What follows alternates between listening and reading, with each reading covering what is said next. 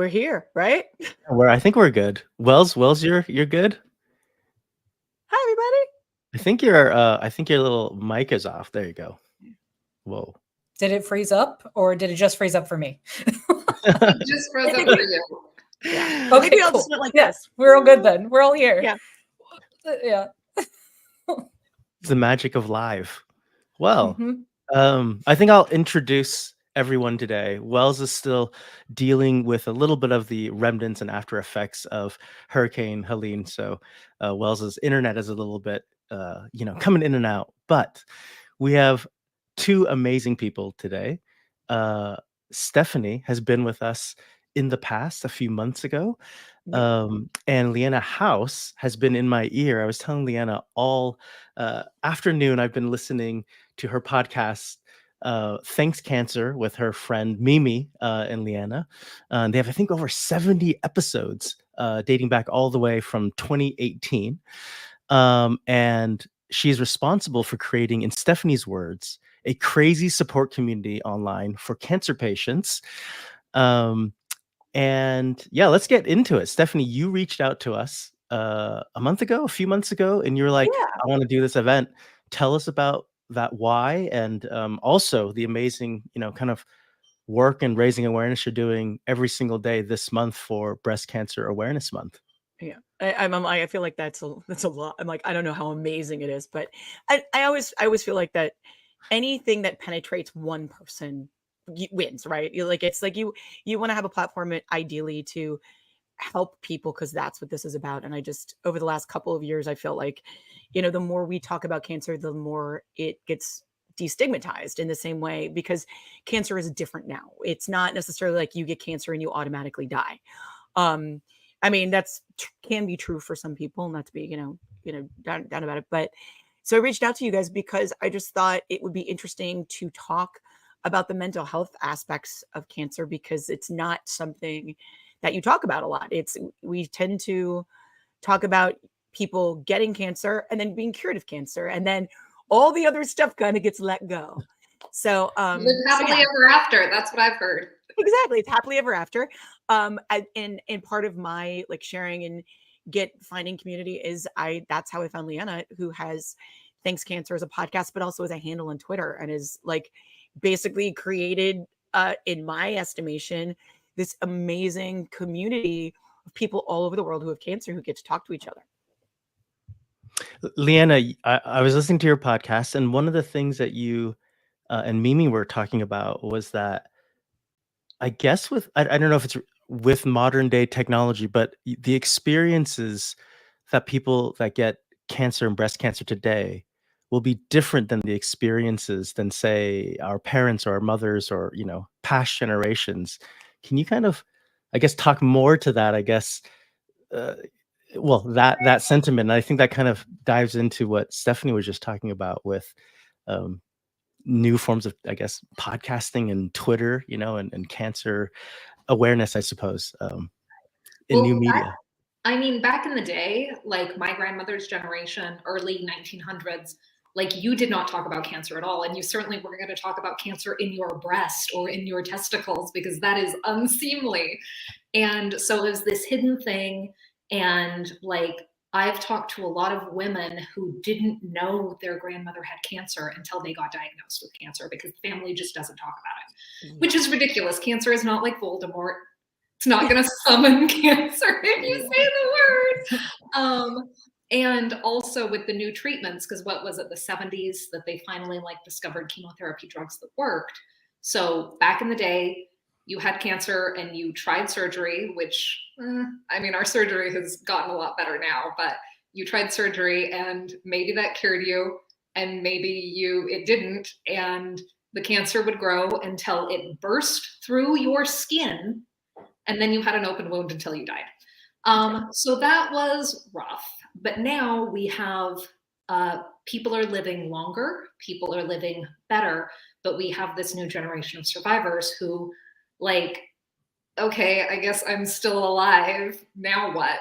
Yeah. And that's a really hard space to navigate, because doctors care about your body and they care that you like continue to live, but it's not very many cancer centers that like try to delve into the psychosocial aspects, or as I say about my cancer center, they heal your soul. And I'm like, I love that for us because it really is like survival is insufficient, right, Stephanie? Yeah. Like you need more, you need something to live for, and you need the scaffolding to get you through the after. Yeah. Well, Does that it's answer your question? Yeah. yeah. Yeah. Oh, yeah. Yeah. Yeah. There's something interesting that I thought, well, particularly interesting about your podcast, Leanna, which is, at the beginning of every single one, you clearly state, I'm not a doctor. We're not doctors. Because also, doctors to a certain degree can't recommend certain things that you might hear or might be effective, but haven't been approved. Mm-hmm. And so yeah, there is this a little bit of a distance sometimes, and it could be anything. It could be mental health, and it could be cancer as well, where it's almost like you can't be as forthcoming sometimes with your doctor, or your doctor maybe can't be as forthcoming with you as you can be with maybe other people going through it or have been through it. Well, and what I And wanted to capture with the podcast and what I try to capture with the online Twitter community is like the folklore. Because I mean, complementary medicine, I am all for. Like, you want to do Reiki, do Reiki. Like, if acupuncture makes you feel better and it like helped my hot flashes, like, absolutely. But like, there's so much of that stuff that you don't know to try until someone tells you. Yeah. yeah, and And I feel, oh, sorry. I was going to say, I feel like they're getting a little bit better because depending upon what cancer centers you have, they like will open up like, oh, there are all these, these modalities that you can try. And they introduce, at least I was fortunate enough to be at the Revlon Breast Cancer Center. And they're like, oh, you can try all of these things. I mean, they don't necessarily lead with that. They, my husband always says that, surgeons are like, they're like, they see a problem, they got a hammer, they see a nail. Like it's they cut the cancer out, they kill the cancer, and then everything else is just like left up to, to figuring it out. But well, and for treatment, you're very passive.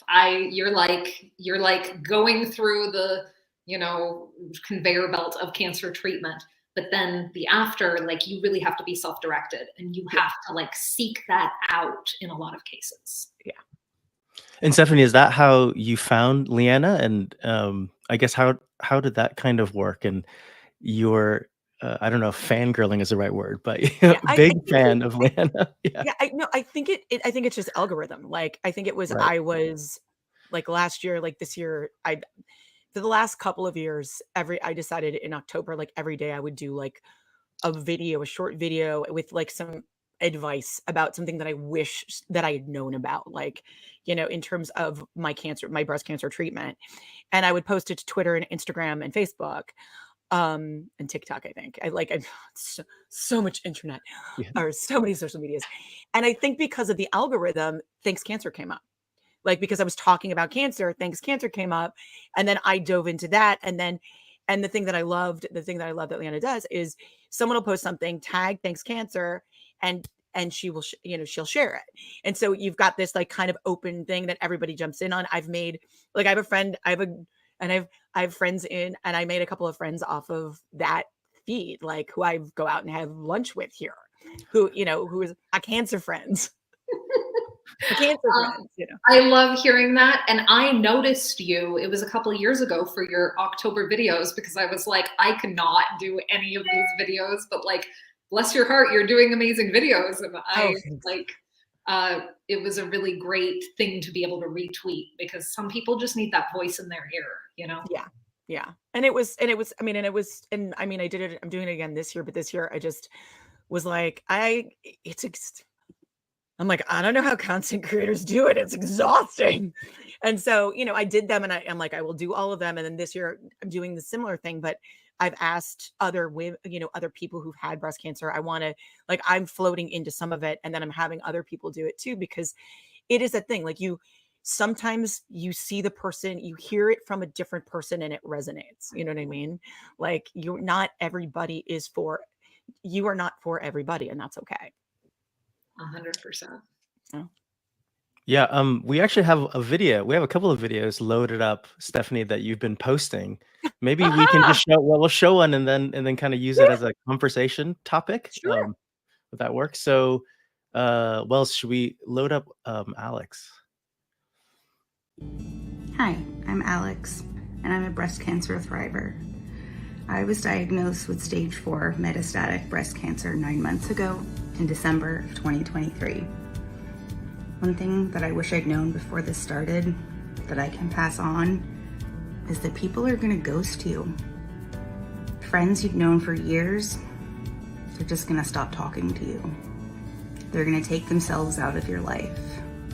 And it won't make sense, and it won't be nice. The important thing to remember is that that's not your fault. None of that is you. It's all to do with them. So yeah, you're gonna lose some people. That's okay. You'll find some pretty good people along the way too.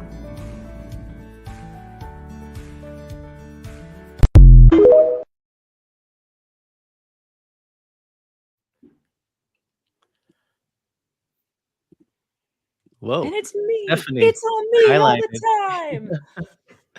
Yeah, that was a rough one. Um, It's really interesting to go out, like, because I think I just put out a thing on social media and was like, hey, like mid, it might have been August. Like I backed it up far enough because I knew it is like wrangling cats to get everybody like, and to see who wanted to, and then to see who would actually come like follow through with it. And just left it up to be like, hey, tell us what you have, like, or what you had or whatever, or where you are, how you term yourself.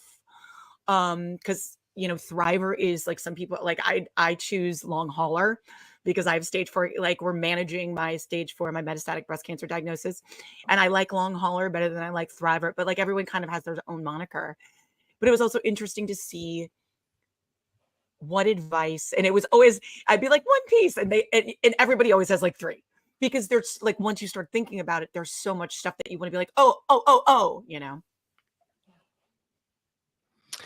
yeah, so Stephanie, you mentioned um, finding friends and going to breakfast and coffee with these new cancer friends. And Yeah.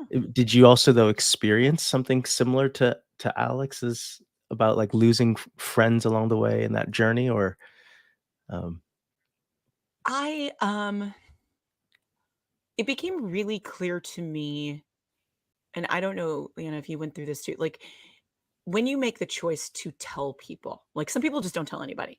And I fully respect that choice and I get why they do it. I did not make that choice. I was really fucking open about it. Like I was really open about it. And so what I felt that I had to kind of navigate was that because people want to help and they don't know how to, is they give you so much advice. And sometimes it's like feels like they're punching you in the face with advice, like this is what you should do. And you're just like, hold on, man. It's really inappropriate in certain respects. And you kind of have to grant yourself a little bit of grace to be like, oh, they're doing this because this is how they love you. This is how they're showing it. You have to remember that. And then you have to hold space for yourself to take what you need. I did not necessarily lose friends, but when I was re-diagnosed, my youngest brother and I, who used to be very close, we had had other stuff like in our lives, but I noticed his full distance. And now he doesn't talk to me. But which is from something else. But like when I told he and my other brother, because our parents are dead, that I had cancer, I noticed that when I would call and FaceTime with the kids, like he wouldn't talk to me. Like he just wouldn't engage. And previously for my first diagnosis, like when I got it, part of me was trying to find, the upside of it. And I like called my agents and I was like, so now I can be in one of those cancer commercials where they have like real cancer survivors. Like every time I'd be like, put me in, coach.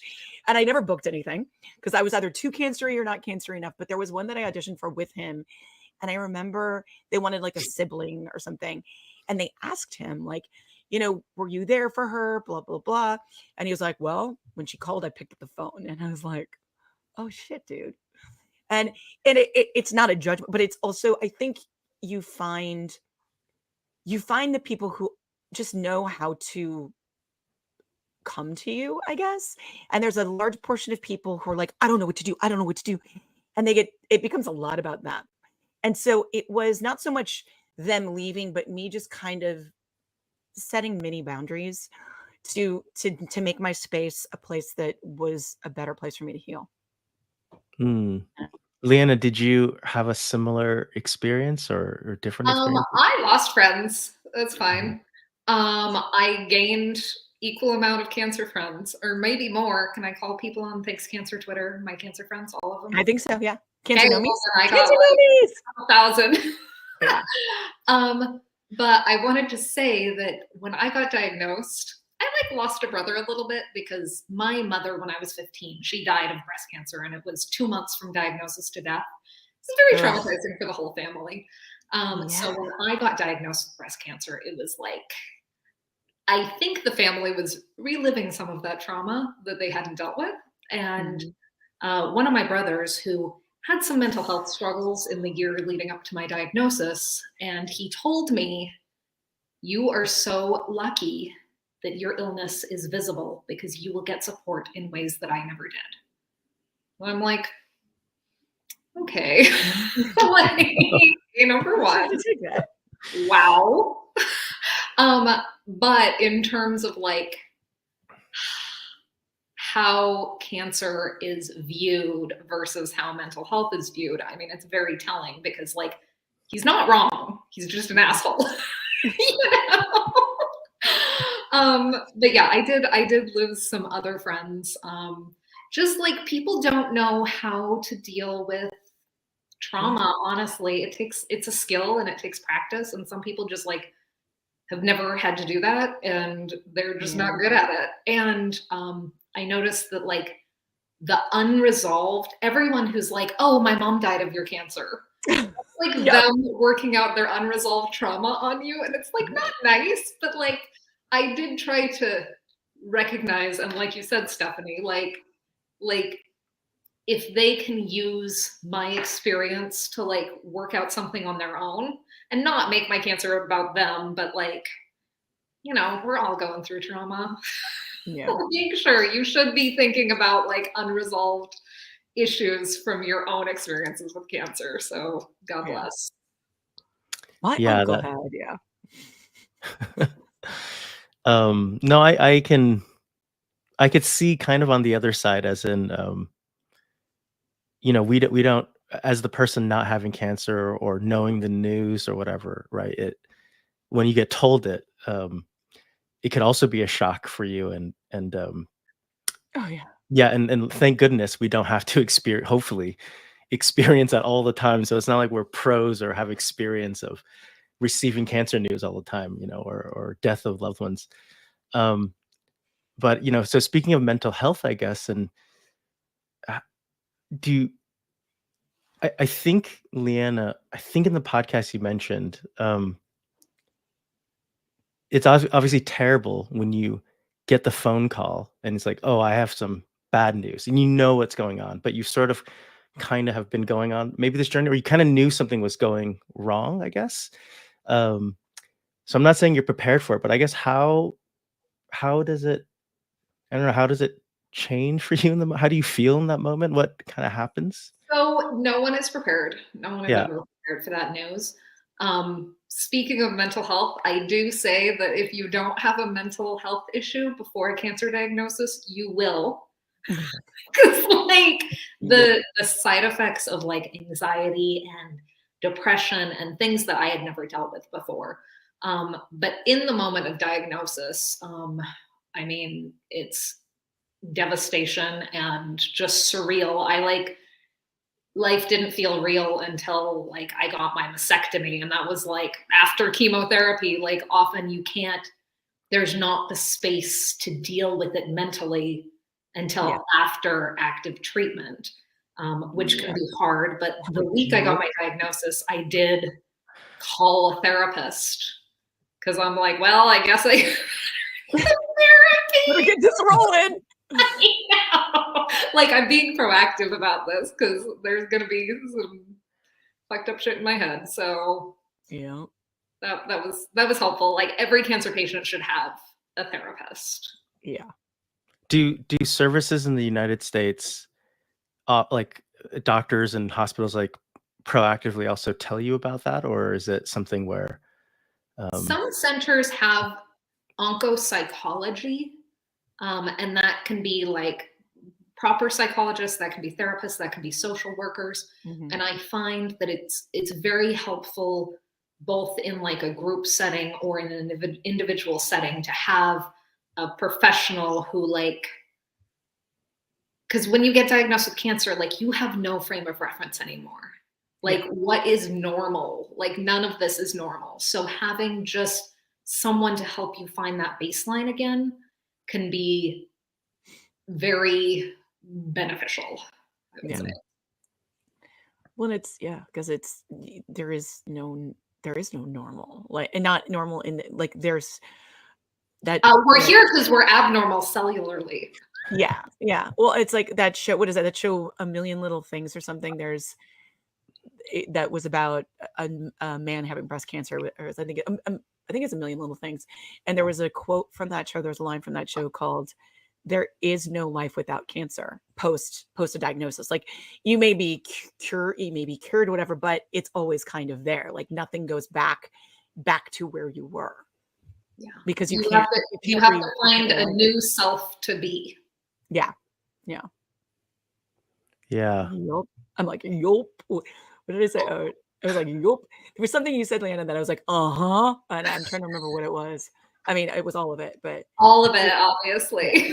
it's just Sometimes it was going in it, like you get that word and it's just your, again, my husband's runner, but he was just like, he always used to be like, people keep calling you hero, and like kind of, and he's just like, no offense. He's like, no offense, and he's not wrong. He's like, but you're running out of a burning fucking building. Heroes run in, and he's like, you're running out of a burning building as fast as you can. I'm like, that's a very good point. But to that point, you are trying to just get through the treatment, so you don't have time to recognize what happened to you until it's over. I've likened it to death more than once because I've had a lot of people die, but it's like, when I have people who've lost family members or whatever, you're going through all the stuff to have the funeral and do it. And in certain respects, the hardest day after the day you find out is the day that suddenly everything's supposed to be normal and you realize how big that hole is. It's never the funeral, like it's laughing and crying and funeral and selling, all the stuff. But suddenly when life is supposed to go back to normal and that person no longer is in the world is when I think it sometimes hits you the hardest. And I think that's true. Because you're mourning. Like in certain respects, you've gone through this cancer and you are mourning for a life you do not have anymore, trying to figure out what the next thing is. And part of the reason that I hate the hero language and the warrior language is because both from externally and internally, you have this expectation of yourself that like heroes figure it out and warriors like never stop fighting. And like sometimes stop fighting. Like sometimes just be miserable because you need to be, and you don't have to be like putting those expectations on yourself for how you should deal with it. Well, and all of that stuff, if you get re-diagnosed, if you get my mother died of a rare blood cancer, and she's like, fighter, I'm going to do this in bright light, like positivity all the way through. And it came back, which it was going to do partially because it was a disease that was not curable. But in her, she was just like, this is how it's going to be. So when it represented, it so floored her emotionally. And I remember her husband being like, she's not as positive. But I think she just decided, like, at one point, she was like, oh, I'm dying of this. Which, like, because internally, when that happens, like when I got when I got re-diagnosed with breast cancer, it was very small. But the amount of failure you feel because you thought you kicked it, and everybody's talking about how amazing you are, and you don't want to tell anyone because you don't want to let them down. But at the same time, you're having to contemplate what it means. And it almost is worse because like before, like when it first happens, it's shocking and you're like, oh, fuck. And then you do stupid stuff like go on Google and that makes it worse. But you go down the Google hole, but it's kind of new experiences. And so it's just fresh. But like you take a step back and you're like, oh God, what does this mean? Because you've already run this one marathon. And now you're like, oh shit, that didn't work. Now what do I do? And so it's like, and then you add all that on, and then you add that warrior language on top of it. And you're just like, because you kicked cancer's ass. And I'm like, we're at a detente, man. We're at a detente. Like somebody didn't lose they didn't, they're losing a battle with cancer. When a punch in the face, it's people die. And sometimes It's it like happens. you got attacked by a pack of bears. Yeah. Like yeah. you're not gonna win. You might survive. And I don't know if you feel that, Leanna, do you ever feel this? Like when someone's like, I just came back from the doctor and I'm cancer free. I kicked cancer's ass. And part of me is like, Knock on wood, motherfucker. I'm like, don't say it too loud. Like, don't say it too loud. And, and that's, it's weird I guess weird for me, but because I watched my mother and how she dealt with it, it also, we work out our trauma and I carry it differently because I felt I became the expert in her disease. And I think she was like, it's just not here. It's just not here. I'm like, no, it's here. And I have to keep an eye on it. And it's this thing that it's now part of me. And again, I'm always like, we're having a friendly detente. Like it's decided to step down now and cancer is not active right now. It's not like peering its ugly little head out, but it may in the future. So we'll just keep an eye. We'll keep an eye on it.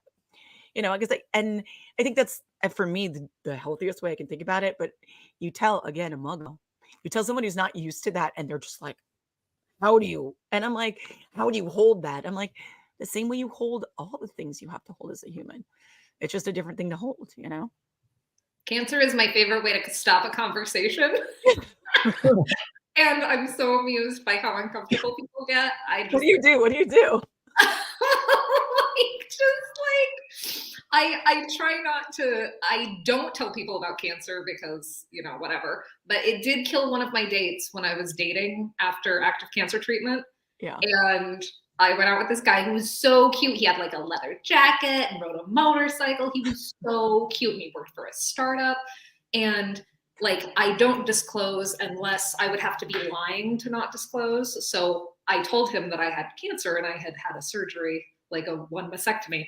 And he was like, oh, well, now I can't look at your breasts. I'm like, okay, this is like weird, but let's make it weirder. And I was like, okay, tell you what, one of my breasts was cut off. And if you can guess which one it was, I will buy dinner and drinks. And he's like, okay. And he was super serious and he like talked me through his process. Anyway, he won. I bought him like dinner and drinks. And then I never saw him again.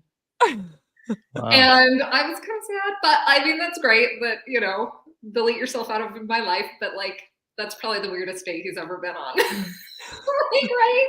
So that's like making people uncomfortable. Yeah. But I just think it's funny. Yeah.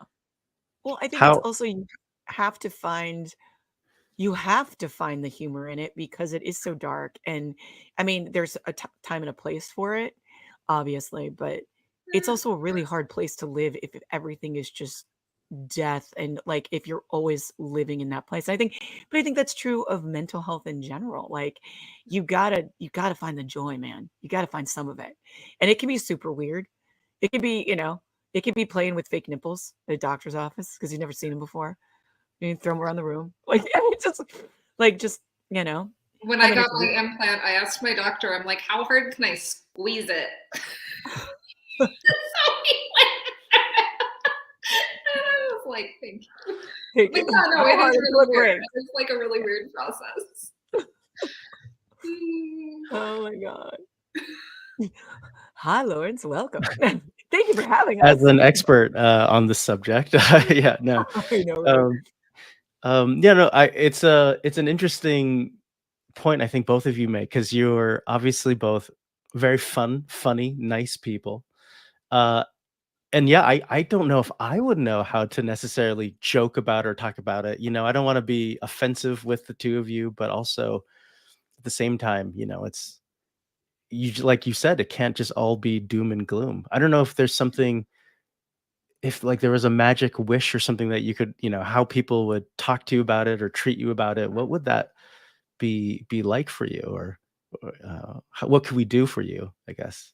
Well, if I could make every cancer patient do one thing, I would say you have to write down 3 things every day that make you smile, because then you're looking for it. Mhm. And you will like start seeing the positive even in a terrible day.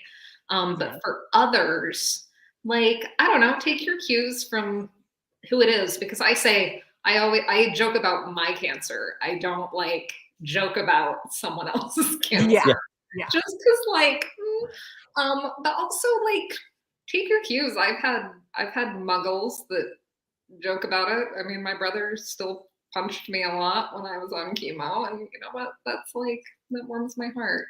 Yeah. Oh, I think there is something to the you don't want to ignore it. You want to acknowledge it, but you also it's there that thing of like, oh, you have cancer, like the tiptoeing around, like because I'll be like, yeah, so I have like multiple cancer, which I pull out the cancer because I'm a fitness instructor, and if people are like not working hard or they're just like, what, I'll be like, yeah, I got injury. Like someone will be like, I have these injuries and I can't blah blah blah blah, and I'm like, I know I have stage 4 cancer. Let's go with it, and it shuts them the fuck up, and it's terrible. But I'm also just like, look, we all have these bodies and then we only get one, so let's do what we can with it. But but there is something, I think sometimes it's a weird thing because you're like, yes, I have this thing, and sometimes you can't see it. But when people are like, oh, you have like, they don't just treat you like you're a human. Like every human's carrying stuff, and I think that's the thing of like, oh yeah, you're still a human. And I when I first told people, I remember I was struck by everybody reacting because again, I told a bunch of people, and my friend, my boss at the time at my gym, Angel, just stood there. And I was like, so blah blah blah. And I'm explaining and I'm waiting for her to say something. And she didn't say anything. She just stood there and listened. And for the first time, I broke down crying because all she did was just hold space for me to be this uncomfortable. And that is a hard thing to do. But I feel like it's something that lends itself to everything, to actually literally be there, to allow, you know, to actually mm, fully listen and be fully present with people. That'd be yeah. my And wish Huh. a for most useful people. phrase for muggles or even cancer patients, like I tell people all the time, like, do you want a distraction or do you just want me to listen? Yeah. Like, ask people directly, because usually like they'll tell you. Yeah. It's like, do Yeah, you want a Leanna. hug? Do you want advice? Yeah. Yeah, one of the pod episodes in your podcast, you were, I think it might be the one about telling, like, the day you have to tell people or the day you find out and you start telling people about your diagnosis. Right. Um, some people start to, yeah, shut down or freak out or whatever happens, and you're definitely not in that moment to be able to handle their grief, I guess. You're dealing with it live. Um, Yeah, I told a lot of people, I'm like, you sound like you're having a lot of emotions about this, and I cannot help you with that. Yeah. So I'm gonna go. yeah. And one of my friends who I told at work, she broke down, and I was, patting her on the back or whatever, and she was like, "You shouldn't be comforting me." I'm like, "I know, this is bullshit." And then we had a good laugh. But like, Yeah. I don't know. I don't judge people for how they react initially, just because like, how are you supposed to react? Like, what's the right way to react to cancer? Like, there is not one. No. I would say that if you can, like, what you do matters more than what you say. Mhm. So Mm. there's that. Yeah. Yeah, And yeah. I yeah, just wanted to share with everyone listening that can happen, and if you start freaking, try to give the support to, the yeah. I had a receptionist who said it was the day of diagnosis, and it was that marathon day of like 12 hours at the hospital or whatever, getting all these tests. Right. And when we were making the appointments for the next round, she Right. was like, "You were the calmest person I have ever seen in this situation." And I said, "Would it help to freak out?" yeah. Yeah. She said, "No." Like, Yeah. well, there you go. Here I am. Yep. So usually it doesn't help. So Yeah. Doesn't help. I find, well, and I was lucky enough that my husband came to all my stuff, but I'm also just like joking with the doctors, like making them laugh. Like they liked seeing us, and I'm like, all right. Like I remember going to my plastic surgeon and like waiting. I think I was getting my implants filled, and there was a guy who was just like, "Blah, blah, why is he he's yelling, yelling, yelling?" And we came in after him and we're like, "Hey, nice fishing." He's like, "Yeah." He's like, "I'm so glad to see you guys." Like, and I'm like, I'm like, this is a terrible situation in general, but if you're don't in general in life, don't be an asshole because people don't want to help you if you're an asshole. Even if you're having big emotion, like I know you have big emotions every, and sometimes there's a call for it, but the people trying to help you are just humans too. And if you are nice to them, they will be they they will do nice things for you if you're nice to them. Yeah. Yeah. And Nice Go ahead. things. I find that the humor, because I have a very dark sense of humor because like fuck it, we're all gonna die, right? Like this might as well happen.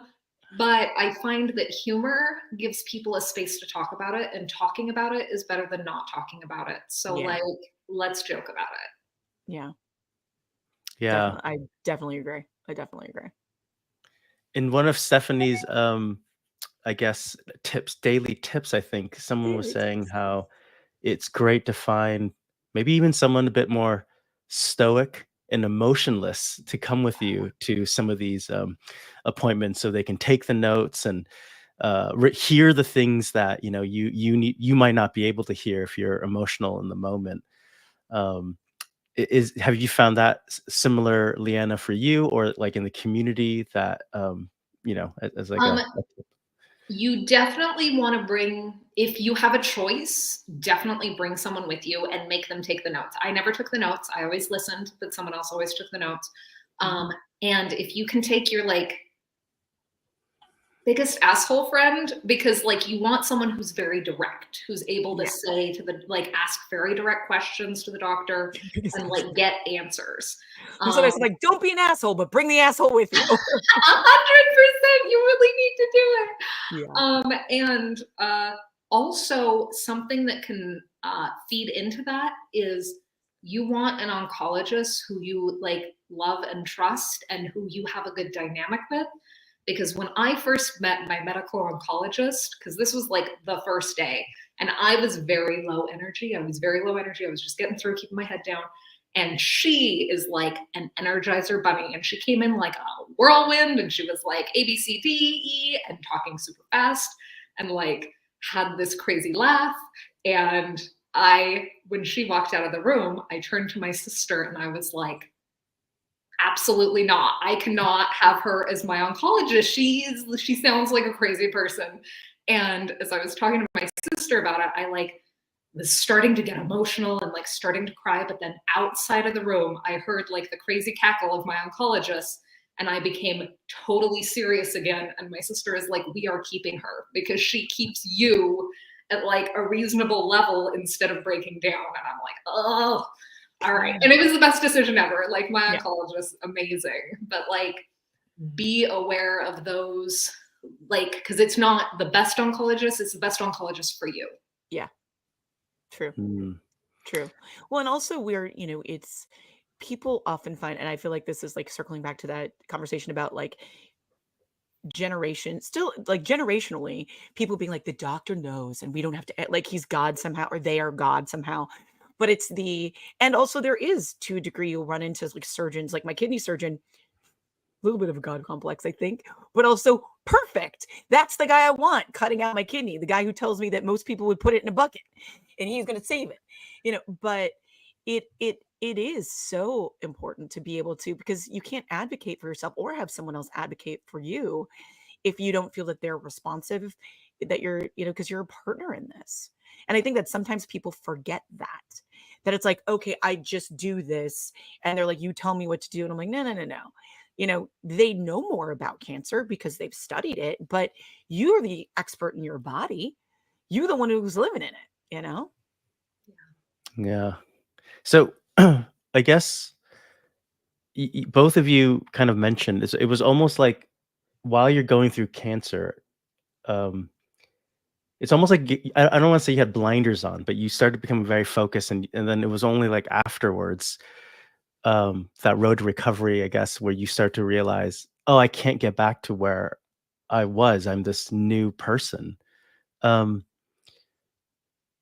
it like what kind of I guess how do you start to think about becoming this new version of you? Does all the realities of what kind of happened previously flood all of a sudden, to the forefront? Like, I didn't die. I've made it through. I don't know. Can you describe that, I guess, transition? Because now you're a cancer survivor now, or you're this on the other side. Do you kind of know what Yeah, I mean? I Yeah. don't think there's a great line. Yeah. It's like this amorphous, and like no one ever told me like, oh, you're cancer free, you're a survivor. Like that was not the message at all. So you have like there is a semi-sharp line between daily appointments or weekly appointments or whatever active treatment, and then you're off active treatment or you're on maintenance therapy, and you have a lot more time to think about it. It's very common that is when you'll break down. That's when all of the emotions, because you do not have time to think about the implications of your body trying to kill you, and then you're like taking poison into your veins every week in order to survive. Like you do not have time to do that until after. And also, I want to get the message out there that it is very common. I was low-key suicidal for like, I don't know, 2 years, 3 years. Like I wasn't going to hang myself, but like if I would have gotten hit by a bus, that would have been delightful. Because like you don't really want to be alive. Like I think that's a very common after cancer treatment. And it's such a like guilt-inducing, there's so much guilt and shame that go along with cancer anyway. But like having those kinds of feelings after everyone is like around you and rah rah and hero conqueror, blah, kicking cancer's ass, and then like all this money and time to get you to survival, and then you don't even feel like you want to be alive. Like that is a really hard space to navigate. And the way that I did it is I like made myself go outside. And, I did a lot of kayaking, I did a lot of biking, but like giving yourself something to look forward to is huge.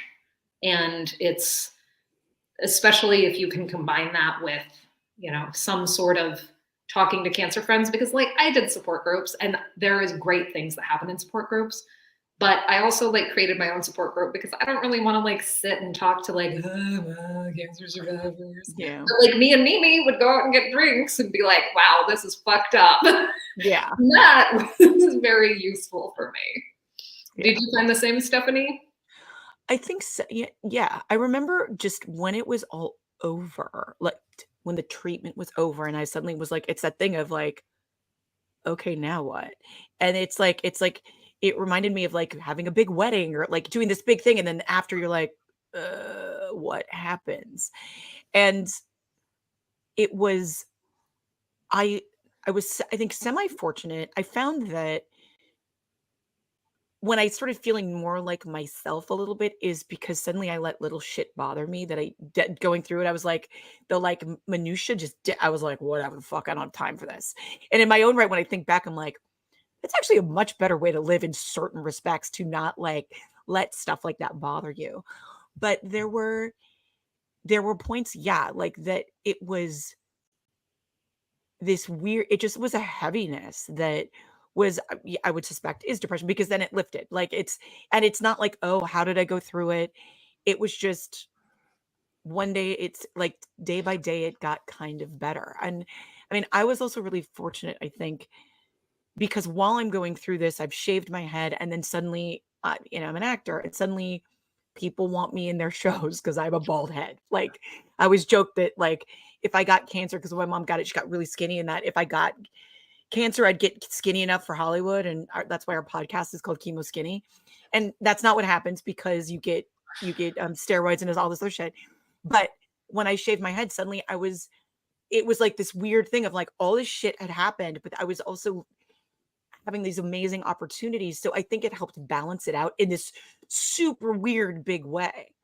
But also then you come down from all of that as well. Like the pandemic for me, I think, was because we all had to stop, made me have to really look at what had transpired in a real way. But I feel like a little bit that, and then the super depressed, like, but there were points at what point then I was like, nah, if I die, it's okay. Like, but it was so much later than I thought it would have been. Like, it was, I remember it distinctly, like, and being like, it was before I got the cancer, the re-diagnosis, but there was a period in there that I was just like, yeah, what's the point of living? And I was like, what is this? And, you know, I went off tamoxifen and I didn't feel that way at all. Like, so that's other stuff, is like, you don't know how drugs are affecting you and changing everything. I know. Well, and like, if you don't have anxiety when you're getting pumped full of poison, Yeah. like that is a very physical, like your body is freaking out. There is no way to avoid the like chemo anxiety. Yeah. And that's with a lot of the meds. You're just Yeah. like, your body reacts. Well, and it changed. I mean, and also you killed a bunch of cells. Like, the reason you do it so long is you basically kill all your cells over the course. That's why you're doing it cyclically like that, is because by the time you're done, you literally are a new person, because all the cells in your body have died and regrown. Yeah. So it's, yeah, I don't know. It's, yeah. A lot. Yeah. I'm like, I don't know. It's a lot. Yeah. When I was talking to my doctor about, she's like, oh, this is going to be a difficult few. And I'm like, weeks, months, years. I'm like, years? What? And yes, it is years. It is years. Yeah. Yeah. And Lena, 'cause where are you in your I'm so sorry, Lawrence. Lena, where are you in your diagnosis? Like, are you I've been no evidence of disease for 6 years, 7 years. nice? I know, pretty exciting. But it's also weird because some people, when I post about, you know, jokes about chemotherapy, like you do, and people are like, oh, I hope you do well in chemotherapy. I'm like, thanks. Yeah. I try not to misrepresent myself, but I'm Yeah. a little bit out of the community. Maybe one day. Yeah. One day. That's the best. That's the best thing ever. I'm like, I want to be cured. I'm like, no, I want to be no evidence of disease for as long as it can. Yeah, I love how they used to say, I guess, that you were cured of cancer, but doctors don't say that anymore because you're not. It's you can't detect any disease. So Yeah. I know. I just thought that was kind of a funny. So crazy. Yeah, all I was kind of gonna say is, I think now you get like 6-month kind of checkups. Is that how it would work? Where hopefully there's no detection. Is there any anxiousness or anxiety there that it could come back? And I know Stephanie, with you and your experience having, multiple diagnoses, I guess in a relatively I like short to be amount an of time. overachiever. What can I say? Yeah. Overachiever. I do. It's interesting. I find that because it starts like, I think it's like every 3 months and then 6, and then it slowly, like, till you get to a year, like you get further and further out. Because I have ongoing treatment, so I go to the oncologist every month and I get shots, man. And in the last couple years, like I've been doing it for 2 years now, since I got re-diagnosed in 2022. And I'm finding that now when I'm coming to the doctor, I get the emotions come up. Like, when I'm angry and I'm just like, and I'm sad and I want to cry because I don't want to be there and I don't want to do it. And it's not always, but it's like, I'm just like, hey man. But I think part of it is recognizing, I'm like, oh fuck, at least as it stands, I have to do this for the rest of my fucking life. And again, the alternative, as people will say, oh, well, the other alternative. I'm like, yeah, but it also kind of sucks. And I'm allowed to be mad that it kind of sucks, And like, literal fucking death is a low bar for like, oh, it's better than literal fucking death. Yes, I guess. Yeah. Yeah. But yeah, I don't know that I get scanxiety or whatever as much anymore. Because I do it so right. I'm still doing it because of my recurrence. I'm now 4 to 5, like 5 months or 5-6 months, as opposed to 3 to 4 months every whatever. But yeah, it doesn't necessarily get easier, because I think it's just you kind of just get tired of it. you just want it to be done with, like really done with. But in my estimation, anyway. Yeah. I mean, one thing that we talked about pink, I guess pink washing is the way to talk about it, or pink Yeah, everywhere. I think that's what you kicked off the month with, Stephanie. You're gonna see pink everywhere, pink pink branding was the and thing. pink this. Um, and that's another thing that I guess every year there's a reminder for you for 30 days straight. Just everywhere. You're just gonna have pink ribbons. How do you, I guess, both of you feel about that? I mean, in a way, there's awareness, but obviously, it's also marketing in many other ways, and a reminder. You I know, think if more of the money was actually going towards research and going towards specifically like stage 4 research, because the thing that they always talk about is 1 out of 8 women will have, and then I'm like, well, let's qualify because if you don't identify as women, but whatever. Like that's their yeah, big thing. But the thing they failed to mention over and over again is that 30% of those people diagnosed will have a recurrence or will have metastatic breast cancer. Like that's not 30% of like that's not great. Like I mean, the likelihood they'll live long lives, like my oncologist is always like, oh, you'll live so much longer than I will because there's a lot of treatments to keep you from, that you can jump to. But, you give money to one of these charities and you're like, where the fuck is it? Like, there's 10 cents going. So, like, ooh, there's 20 cents going. Like, come on, come on.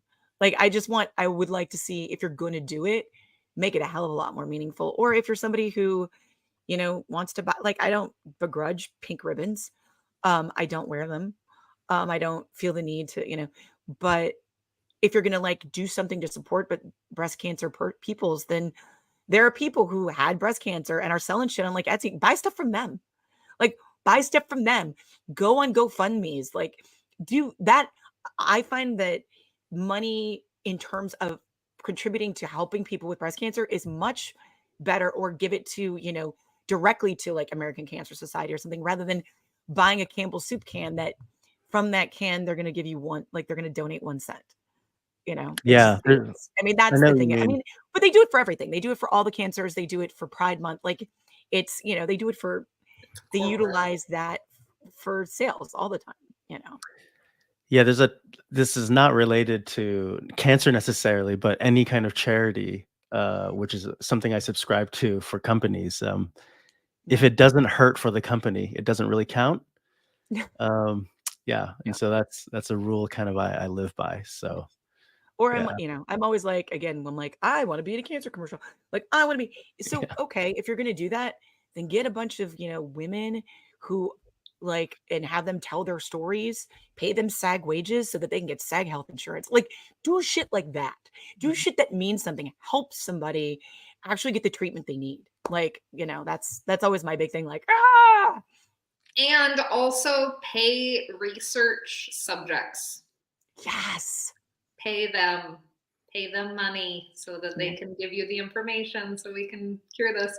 So my mother was diagnosed in October 13th. Oh God. And she was like, I got diagnosed for Breast Cancer Awareness Month. I'm like, Mom, no, don't do that. I hate it. I hate Breast Cancer Awareness Month because, like, guess what? I am aware. Yeah. And, like, most of us are aware. And, like, I don't know. Is it helping? Is our awareness helping? I have my doubts. Yeah. I mean, I think that a lot of the pink washing is like it's like making cancer more palatable Mhm. for general consumption. And you gotta Mhm. like make it cute and make it sexy, and it's breast cancer, so you can totally make it sexy. And like, ugh, do we have to? Do we really have to? Like, Yeah. it's not what this is about. Yeah. And I hated it, I think, the most during my own active treatment during October, because there's all the like pink and the like rah rah as you're getting like poisoned does not feel very pink, like cutting off a breast. Let's think about this. It's red. It's red. Yeah. yeah. Yeah. And I mean, I got a lot of pink gifts. I got a pink Gotta know. And I guess on the one hand, one thing that I always did is I kept a list because people are like, "Oh, let me know if you need anything, me to do anything." Which, like, I don't want to give you a task. I'm not your manager. But Exactly. also, I would keep a list of things that people could do for me. And I feel like October is like society giving a list Yeah. of like, I mean, are you going to cure breast cancer? No, but like, I guess you can wear this pink ribbon and be a part of this. I don't Yeah. know. Yeah. That Make list. the people involved. Yeah, the list is actually really good because give people something to do because otherwise, because yeah, you're not their manager, but also people want to help.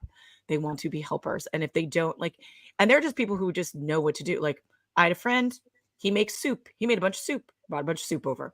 Like who just know, like they just go into action, like, oh, I need to take care of you. And they just know how to do that. And other people are just like, they'll get crazy about like, how do I help? I don't know. And if you just give them something, it gives them something to do, concrete, and it also takes it off your plate. Right. Because otherwise it's going to be like, well, what can I do? Are you sure? Like, I'm like, I don't want to have to be your manager. And at the same time, please. And it's a weird thing because it's like, I don't want to begrudge it because I understand that you're trying to like, it's such a weird, the balancing of other people's feelings about your cancer is, I think, the biggest thing that I'm always like, oh my God, you got to know about this because you never think about the fact that everyone's going to have big feelings about your cancer that you're going to have to negotiate, you know? That's And I think that's so true. And one thing that I found very helpful is like I did a diagnosis. It sounds like you're having a lot of emotions about this. I am not going to be a part of Yeah. this conversation. Bye-bye. Yeah. Or like I'll talk to you later. You can talk to someone else. Yeah. I was gonna say there should be like a global wish list of everything that you do need, and then we can just go and study, and then it'll magically happen, and not But just it in also October. but it Yeah. also changes for person to person. Like, I don't have kids. I have a partner, but I don't have kids. But and having kids while doing this and being a stay-at-home mom, like, and managing all that, like those needs are very, very different. But again, like when people want to help, it's kind of like, okay, what does someone need to do every day that if they feel super shitty, they're not going to be able to do physically? And it's not hard to come up with a list. It's like No. food, take the kids. Like it's just Yeah. like that basic stuff that like kind of comes into play Yeah, totally. if you're actually making it about them. But a lot of people, oh, God bless America. God bless America. But a lot of people don't know how to not make it about themselves, Mm. With everything. It's Yeah. not just cancer. Yeah. And There's this you also yeah. learn to cull those people too. Yeah. This is kind of I don't know why it came to mind, but this is probably a year ago. I had realized I didn't understand what community service meant. Mhm. I'll give you an example. Basically, as an overachieving Asian kid in Southern California, uh, community service meant doing certain hours at a community center so that could get onto my resume or whatever, Resume. right, to go on to college. And it wasn't really until lockdown, and there are a couple of wonderful ladies around the park, but with MS. And I didn't realize all community service is that Sandra really loves apple and pork sausages and can't get to the butcher. So every single time we go, we'll pick up an extra, pack and deliver it. Mhm. Or sometimes, they're doing really well and they can go around the park. But if not, you go get them their mail or you cut their grass for them or whatever it is that you can do. And Mhm. it's weird, like growing up in the US or at least in California, for some reason, I never realized that's what community service. It's not something to get to go to college or university or anything. It's just like exactly like what you said. It's hard to go to the butcher if you're in bed. Yeah.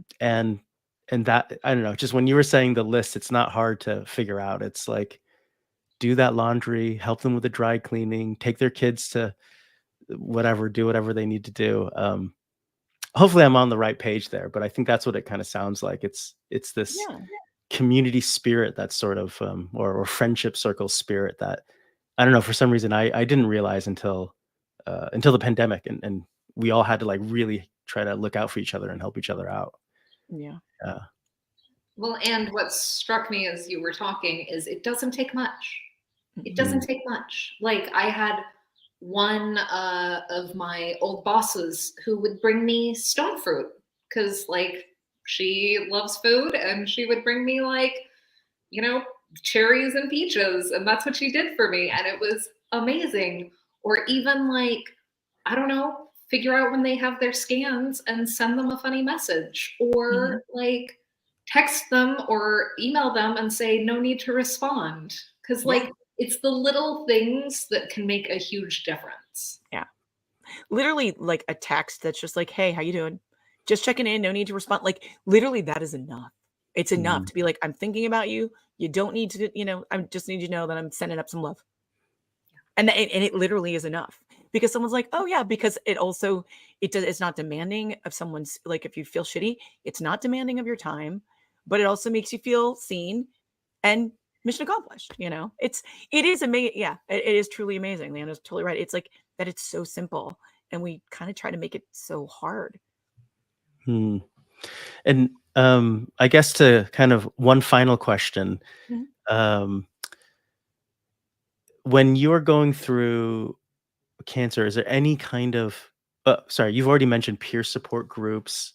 You immediately got a therapist. What other kind of practices do you or did you do that, really helped you I guess through cancer and post-cancer? Well, I guess not post-cancer, it's non-detected cancer. Yeah. Is that me or Stephanie? Oh, You take let's it. You start. take it. Leanna, you Okay, take Yeah, it. I'll Leanna, take it. yeah. I'll take it. I'll Yeah. take it. Okay. I would say the writing 3 things down every day that make me smile. Like my cancer journal is like one of my favorite things. I actually got the journal that I started when my mother was diagnosed with cancer when I was 15. And I was like, this is already a cancer journal. So I continued that. And that was like my bound notebook. Oh, wow. But definitely like write down 3 things a day that make you smile. Um, Drink water. Like a lot of us are like hungry or like feel shitty just because we're not hydrated. And go outside every day.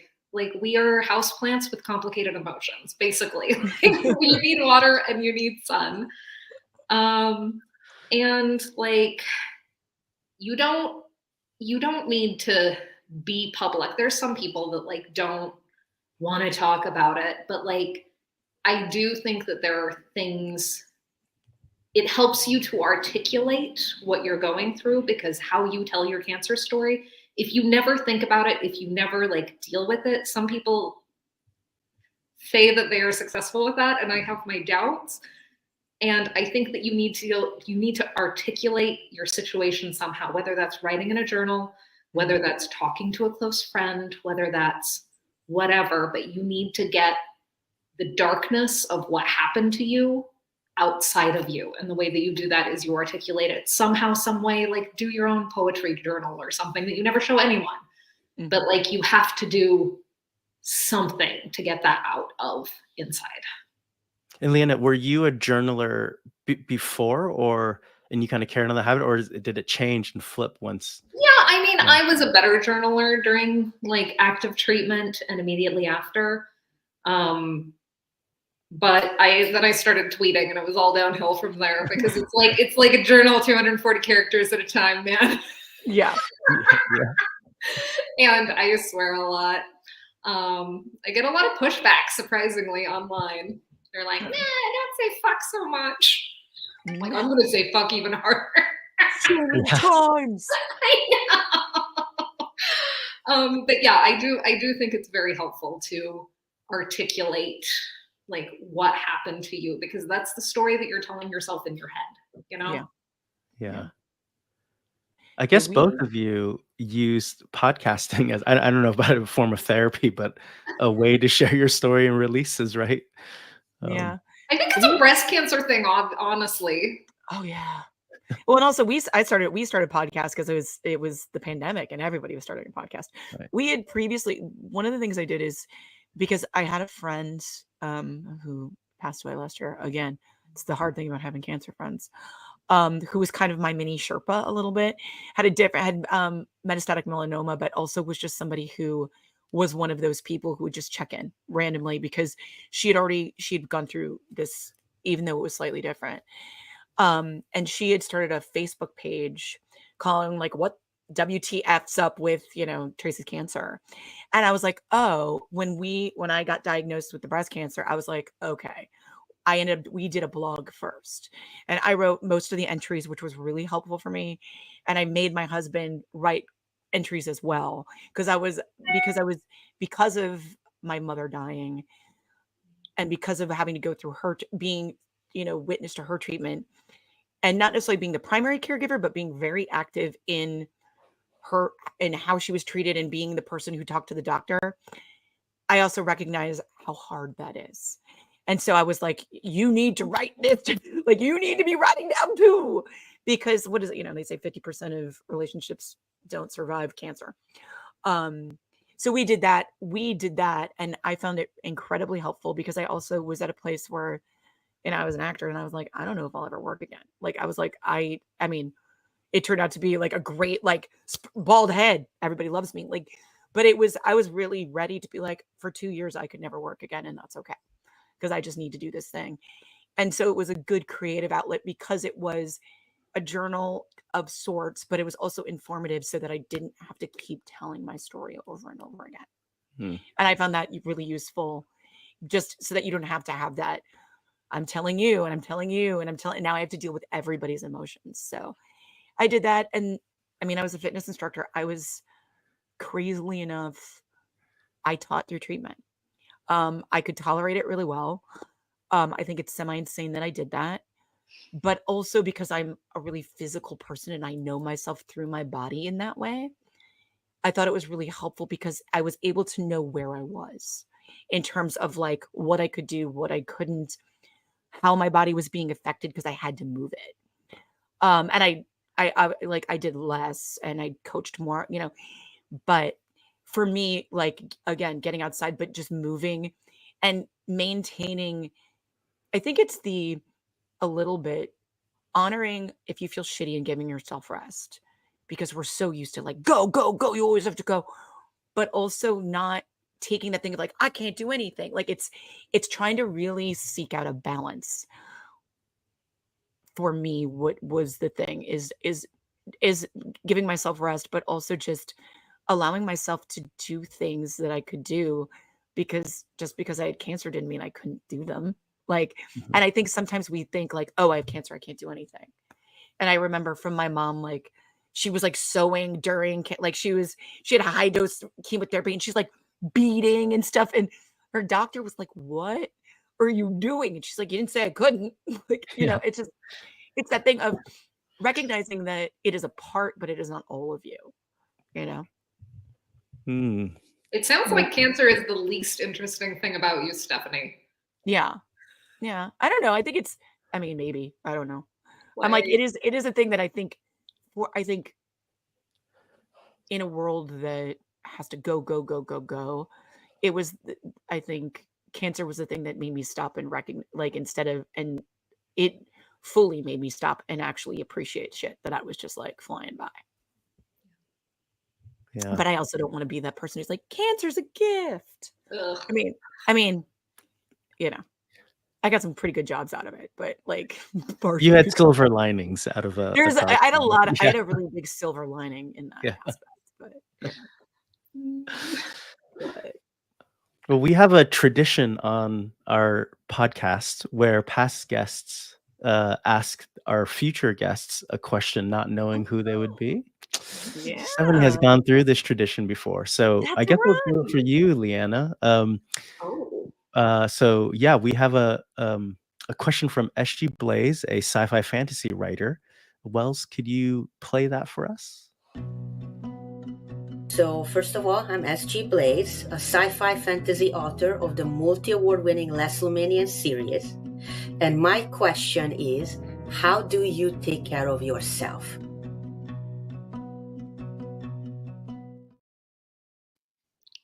That's for me? Yes, for you. Okay, so how I take care of myself is probably poorly. Like, just being honest. I would say that I make time for bicycling because it's like my happy place. And I make time for my family lives in Utah. And whenever I feel like I need some time with them, I'm like, screw it, I'm buying a ticket, I'm going. Like, I don't second guess. Like, sometimes you just have to be with your people. So that's how I take care of myself. Oh, good. Stephanie, how do you take care of yourself? It is about my people. It's hanging out with my it's hanging out with my people. We have a place in Palm Springs that was part of our cancer. My father had passed away the year before I got diagnosed with cancer. It was like many, many deaths and then cancer. And we ended up buying a place that we Airbnb out there. But going out there is just, it's just mad. Like, it's just, my shoulders drop and I'm just like, oh. And yeah, it used to be because both my parents are dead. And my mother, I remember like going home to my mom's house was the thing that I used to do. And when my dad passed away and I realized that that place didn't exist for me anymore, I realized that I had to be an adult, a full adult, and create it for myself. And so that is what that is. That is not what that is. So I go there. It's very hot and I love it. It's super hot. And there's desert and there's, Desert is beautiful. It is. Yeah. It's Utah, same thing. Like, it's just like the great outdoors. Like, there's something about Palm Springs in particular. Like, I love, like, you walk outside and you're like, it looks like a painted mat. Like, the way it settles and the way the light hits it all the time. I'm like, how are things this beautiful that are not man-made? Like, that's one of my favorite things about, especially the country. Like, if you travel and see, like, just being outdoors is just, we live in a, like, this world is just beautiful when you take the time to look at it. Yeah. Really is. Leanna, would you be willing to ask our next guest a question? It could be anything. Okay. Be anyone. Yes. Okay. Am I gonna go? Yeah, go for it. Yes. Okay. If you could spend 1 week as any creature, what creature would you be and why? Love it. Love it. I like it. Is that too weird? No. Oh, it's no, very no, not at all. Yeah, we've had all sorts of questions, so it's great. I was gonna ask if you were an ice cream cone, what flavor would you be? But like, We'll save that for Stephanie next time she's on. Yeah, right. I'll come back and out. Yeah. Cool. Well, thank you both so much. We do have like actually a little bit of a fun lightning round kind of thing because you guys speak about fun, having a little bit of fun. You know, I you guys mean, want to do that bring real it up. quick? Yeah. Yeah. So I'll do this. I'll ping pong back and forth between the two of you. You know, so okay. So we'll start with you, Stephanie. 5 dinner. Oh, wait, actually, Wells, there is a lightning round little like card, I think.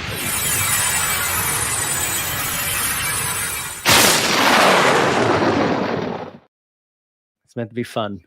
Fun stuff. Okay. Stephanie, 5 dinner guests, dead or alive. 5? Oh my God. Michelle Obama. Yeah. I'm like, Michelle Obama. Olivia Newton-John. 5. Hallie Flanagan. Harrison Ford. And who else? One more. Who else? Who do I want? Damn it. It's so hard. It's not really hard.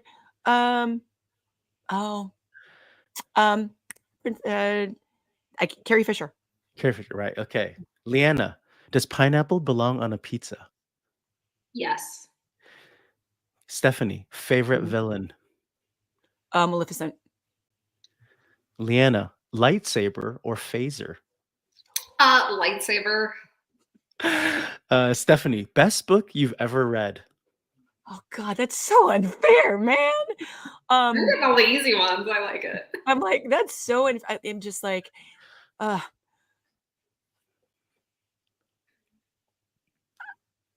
Illusion by Richard Bach. It's the one I keep coming back to. Illusions by Richard Bach. I keep coming back to it. Leanna, if you could have any superpower, what would it be? Teleportation. Ooh. Stephanie, AI, friend or foe? Foe. Leanna, coffee or tea, and how do you take it? Tea in copious amounts. Oh, Stephanie, cats, dogs, or something else?